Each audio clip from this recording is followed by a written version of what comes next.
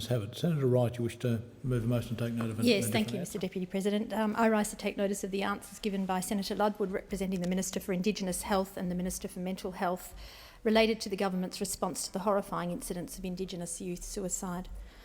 We know that Indigenous communities experience disproportionate and unacceptable rates of youth suicide, and we also know that these rates have been increasing over the past 30 years.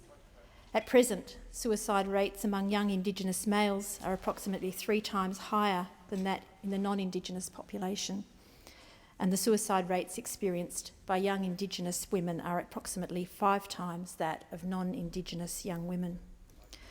The incidence of Indigenous youth suicide has recently been highlighted by the Northern Territory Inquiry into Youth Suicide and was previously recognised by the 2010 Senate Community Affairs Committee report, The Hidden Toll: Suicide in Australia.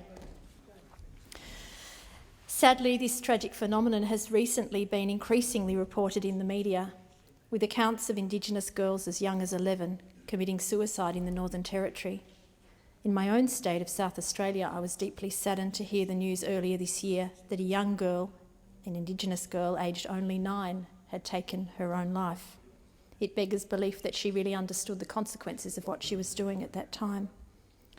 The situation is horrific and calls for an urgent response, as we understand that we have a whole generation at risk. However, our response must be carefully considered and developed on the basis of extensive, informed consultation with those most affected and who are those most expert about their own circumstances. As Suicide Prevention Australia has cautioned, the risk factors for suicide in Indigenous communities cannot be assumed to be the same or have the same correlations as non-Indigenous communities.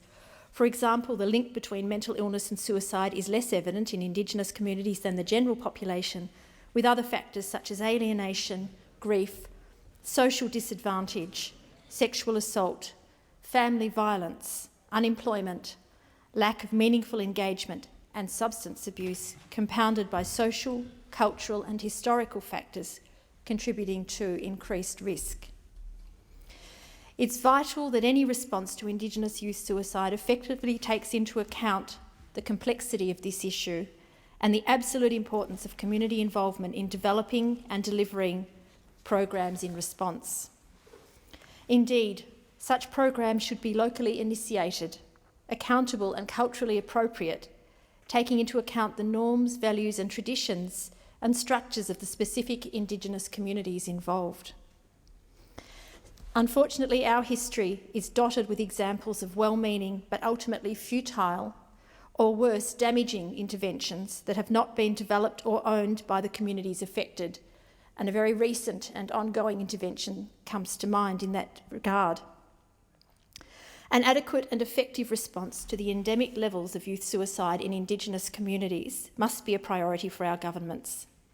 As the Aboriginal peak organisations of the Northern Territory say, if societies are to be judged on how they treat their elders, then surely the converse is true. We should be judged also on how successful we are at protecting the lives of our young people, our future.